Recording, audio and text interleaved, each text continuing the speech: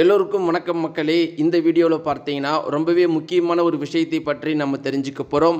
நேயர்களே, சற்று முன் ஒரு குறிப்பிட்ட தகவல் வெளியாகி மிகப்பெரிய அளவுக்கு சோகத்தை எல்லார் மத்தியிலையுமே ஏற்படுத்தியிருக்கு. அது என்ன அப்படின்னு பார்த்தீங்கன்னா, அந்த கூட்டத்தில் இறப்பதற்கு முன் ஒரு பெண் தன்னுடைய தந்தையிடம் ஒரு கடைசியான வார்த்தையை சொல்லியிருக்கிறாங்க.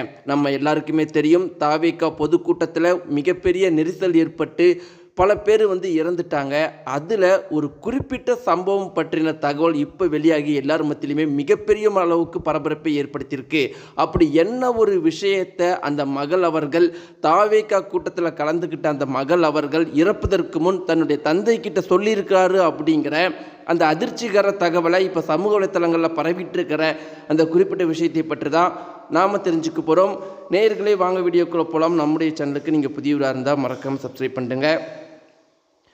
நேயர்களே, தாவேகா பொதுக்கூட்டத்தில் 30க்கும் மேற்பட்டோர் இறந்து போயிட்டாங்க அப்படிங்கிற செய்தி ஒரு மிகப்பெரிய சோகத்தை எல்லார் மத்தியிலுமே ஏற்படுத்தியிருக்கு.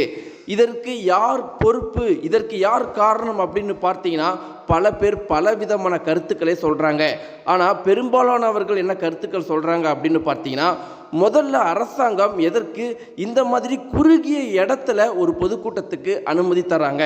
அரசாங்கத்து மேலே தான் முழு பொறுப்பு இருக்குது. இந்த இறப்புக்கு அனைத்துக்குமே காரணம் அரசாங்கம் தான் அப்படின்னு பெரும்பாலானோர் சொல்கிறாங்க.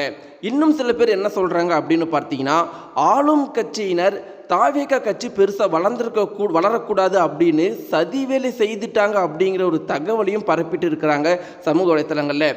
இப்படி நேயர்களே, தாவேகா பொதுக்கூட்டத்தில் நடந்த சம்பவத்தை குறித்து பல பேர் பலவித கருத்துக்களை பேசிகிட்டு இருக்கிறாங்க. இப்படி இருக்கிறப்ப இப்போ ஒரு குறிப்பிட்ட தகவல் ரொம்பவே அதிர்ச்சிகரமாக பரவிட்டுருக்கு.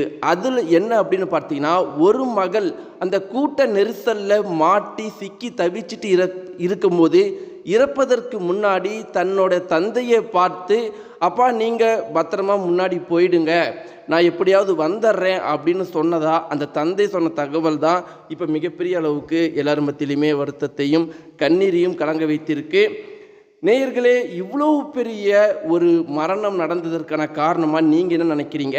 எல்லாருமே சொல்கிற மாதிரி திமுக அரசாங்கம் இப்படி பண்ணிட்டாங்க, திமுக அரசாங்கத்திற்கு மேலே தான் இதற்கு பொறுப்புன்னு நினைக்கிறீங்களா?